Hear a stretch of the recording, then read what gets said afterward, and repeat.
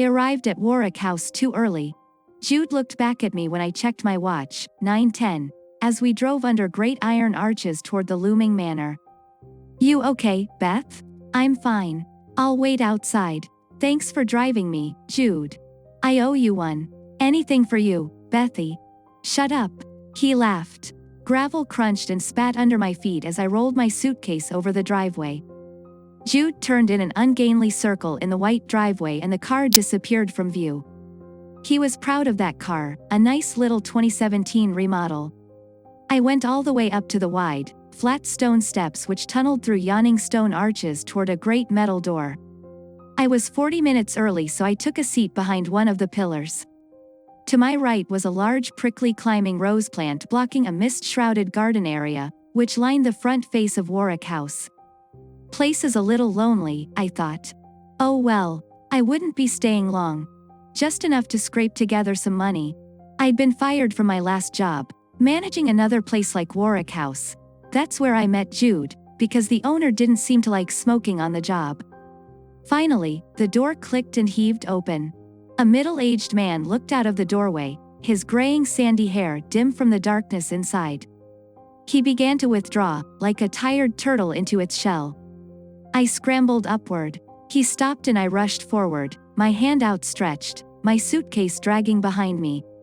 Sorry, I'm here, I said. I'm Beth Kavanaugh, I'm here for the management position? Ah, he said, shaking my hand. His own was dry but limp.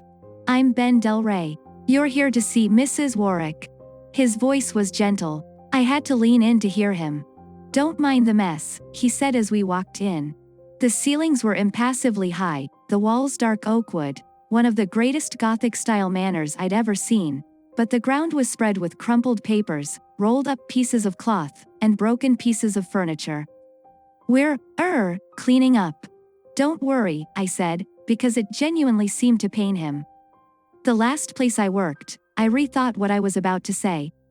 I didn't want to say anything he might interpret the wrong way.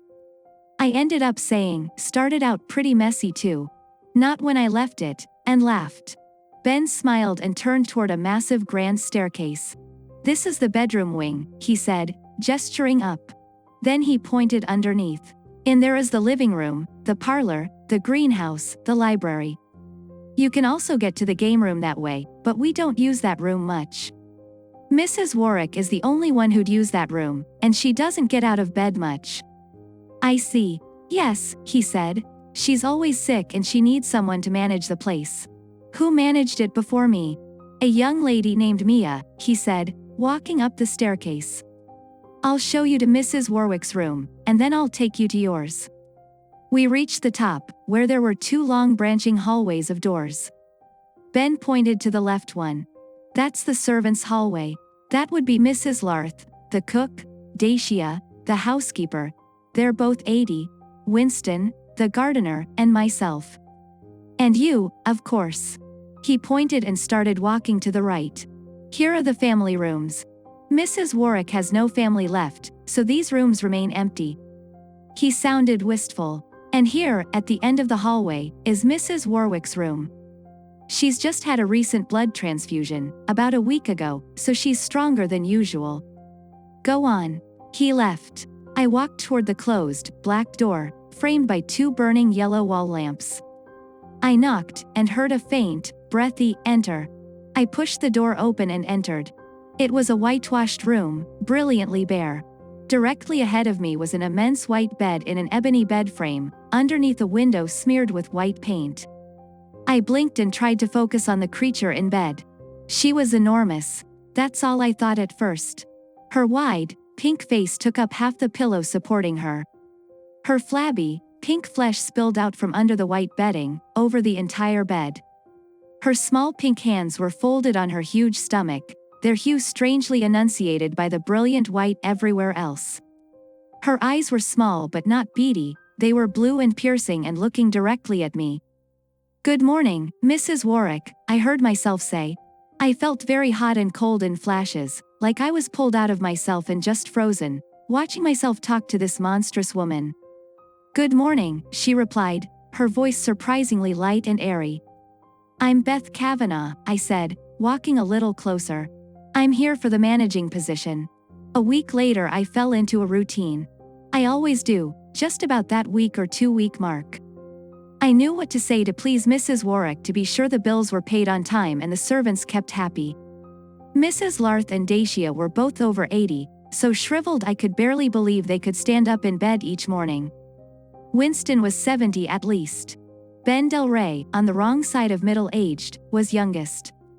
I seemed to be the only person in the entire vicinity under 25. There was something strange about them, though. Dacia had a face like a child. It was wrinkled as it should be, but underdeveloped, without a real jawline and a short nose like a toddler's. Ben and Winston could have been twins, just 15 years apart, and both had eyes that were just not quite right. Almost demonic, and I couldn't tell why. Once, just before bed, Mrs. Warwick called to speak to me about finances for the kitchen.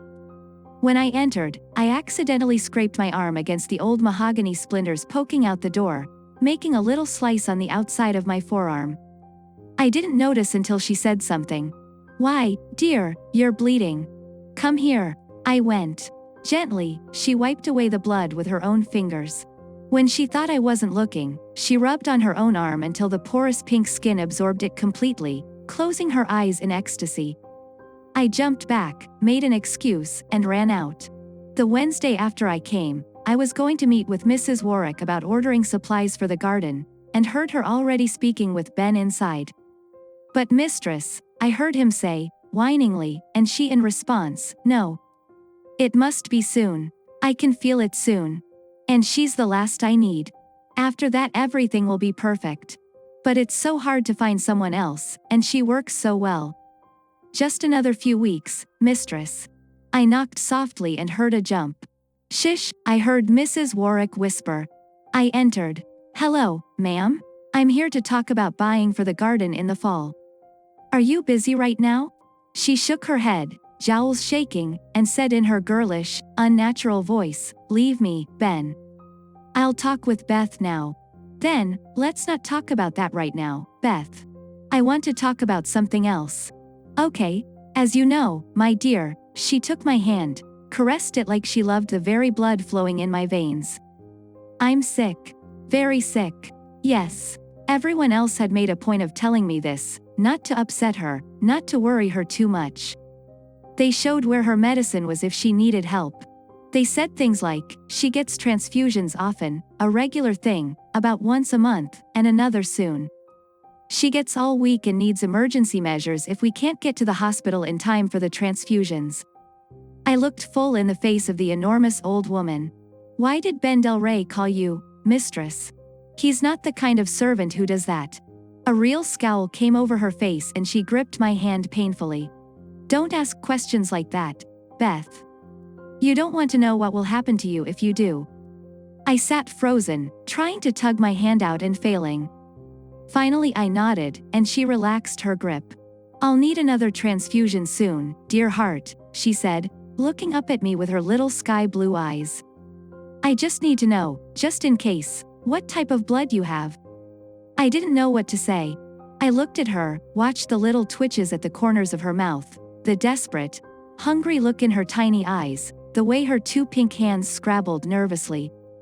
"B negative," I said finally. It wasn't true. I didn't know why I said that. Maybe I didn't want her rubbing my blood on her skin again. She smiled dollishly and said, "Perfect. That's just lovely, Beth. Ben sure has a knack." Her eyes trailed up my arms, tan and warm from the sun outside when I talked to Winston that morning. I crossed them self-consciously. "You may go." I nodded at her and left. I ran down the stairs to the kitchen, turned on the sink, and rubbed my arms and face in water so hot it was almost unbearable. I tried to scrub every oily memory of her off my body. Mrs. Larth watched me silently. "Tell me," I said, turning from the sink, water dripping down my neck. "Are you all related? How come Ben calls Mrs. Winston mistress, and only when I'm not there? Why do Ben and Winston look so alike? Why does Dacia?" She walked over, her thin mouth set angrily, and slapped me hard across the face. I reeled back, tasting blood in my mouth. Staggering, I touched my cheek and gasped, "Hey! What? Why did you do that? Mrs. Larth walked to the knife drawer, turned, and looked at me with crossed arms. Don't ask questions, Miss Kavanagh. I thought we talked about this. She left. I stared at her retreating back, my hand still on my stinging cheek. Winston, I said carefully, the next morning. Why do you work here? How come everyone looks at me funny? He was digging holes for crocuses. He stood, dusting off his hands. You don't learn, do you? He stepped closer. I stepped back. I just want to know, I said, uncrossing my arms. I was not going to get slapped again. He returned to the crocuses. We're all linked, if you will, to the mistress. The way he said it made my skin crawl. I saw a flicker in his eyes and realized why they looked so strange. The whites weren't white at all, they were pink, like Mrs. Warwick's skin. You look so strange, all of you. He shrugged again. We're old, Miss Kavanagh. Old doesn't make Dacia's face look like that. He didn't reply. Why does Mrs. Warwick stay up there? How come she needs transfusions so often? I didn't ask why she'd rubbed my blood against her skin, or why she seemed to take such pleasure from it. He glared with such ferocity that I stepped back. She's sick, he said shortly, and shut his mouth. That night, when the house was dark for the night, I called Jude. I needed to hear a familiar voice. Jude. Hey, what's up? Jude, I don't know what's going on here. I'm scared. Everything's creepy, and the lady has weird skin and gets transfusions a lot. Blood transfusions? Yeah. The servants are all really old and their eyes look weird and they call Mrs. Warwick, mistress, but only when I'm not there. I'm scared. You're okay, right? For now. Jude paused. Blood transfusions, huh? Yeah. You. Want me to come get you? I don't know, Jude. I called just to let someone know, in case something happens to me. I choked on the words. Okay, Beth, he said. Call me at noon tomorrow, and if you don't, I'll call the police. Okay, I whispered. I hung up, standing there beside my bed, my phone pressed against my mouth, tears running down my face. The next morning, Dacia cornered me in the parlor. Miss Kavanagh. A tiny sneer curled her mouth. I've heard you've become a little busybody. I looked at that old yet young face. You've talked to Winston, to Ben. She ticked off her fingers. To Larth, and even to Mrs. Warwick. So? I asked. Dacia's face contorted into a grimace. What are you prying at, girl? I stood and felt a little safer. I was twice her height. I think you're all demons, Dacia. I was lying, but as she stepped back, stricken, I reconsidered. She left the room and I bit my lip. Could it be? I would call Jude in 4 hours. Then I heard a shriek from upstairs. I jumped, set my phone on the coffee table, and dashed up the stairs. It was Mrs. Warwick. Dacia and Ben ran from the hallway, Mrs. Larth just behind me.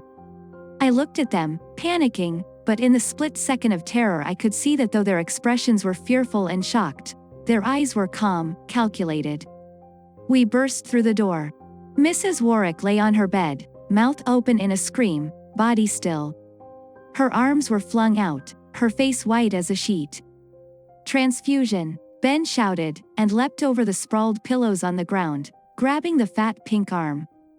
Dacia dashed to the medicine cabinet and pulled out a makeshift IV line, which tumbled out of her hands onto the ground. Ben looked up at me.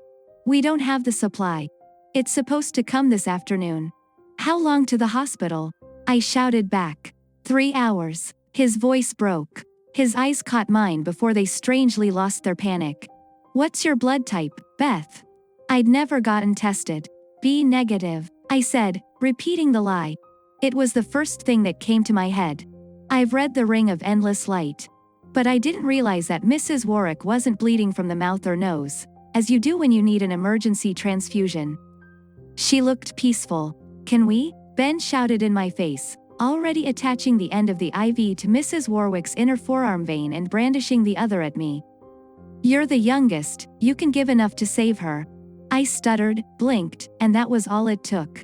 They had the line in my arm within seconds, like they'd done it 100 other times to 100 other women. But what's her blood type?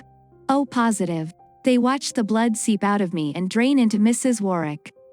Don't cross your ankles, Dacia said irritably. But she'll die if it's a different type. I gasped, moving to detach myself. Ben gave a shout and stopped my hand. No, blood type doesn't matter, he said with a greedy glint. It's the youth in the blood. I looked at him, repulsed. What are you talking about? I started to feel lightheaded, and felt sweat break out on my forehead. A little more. Ben leaned forward. Mrs. Warwick started turning pinker, and as I watched, she began to change. Her face started to slim and turn almost younger. My heart pounded. Why? I begged. Dacia looked at me harshly. What do you think, kiddo? I suddenly understood why there were no younger servants at the house. They'd already given their blood and died for their mistress. I stared at the IV bag hanging between us. It had filled twice. My thoughts began to slow. I stood, my brain like a drowning man trying to keep his head afloat. I yanked the IV out of my arm, barely registering the slice of pain and the warm drip of my own blood down my arm. Demons! I shrieked and fumbled out. I think they were too shocked to move. I felt hot and cold together, ears starting to ring. As I half ran, half fell down the stairs and out the door. The ringing grew, my eyesight peppered with bright lights. I was not going to die for Mrs. Warwick's youth. Away from that evil house, my vision returned and the ringing partly receded. When I could breathe normally, I started running, out the open gates, to the road. I turned right, blindly. I'd left my phone, my suitcase, everything except my very life. Jude would be worried, but at least I was alive. I realized why they were cleaning the first day. They were hiding another, bloodless, body. Behind, in the great yawning house, a shriveled ghost body crumbled in the white bed, ghost-like wisps of dead demon servants gathered around. Somewhere, I knew, there was a tomb lined with the bodies of young women just like me, blood drained from their bodies and given to mistress. Their arms crossed their shriveled chests. Lilies slept above them. Warwick House finally out of sight, I slowed to a walk. The last one. I repeated what the old lady had said. Mrs. Warwick used the blood of girls to give her youth again, I thought. That's why she loved my blood on her skin so much. Wicked, demonic magic. I was the last one needed to truly restore her. I shivered, kept walking. The autumn air was crisp around me, and I finally felt clean. Gentle tendrils of rose ivy and bushes of pearled hyacinth framed the road. Somewhere above 100 girls' bodies buried under young loam, cool wind blew around the mouths of open-faced white lilies.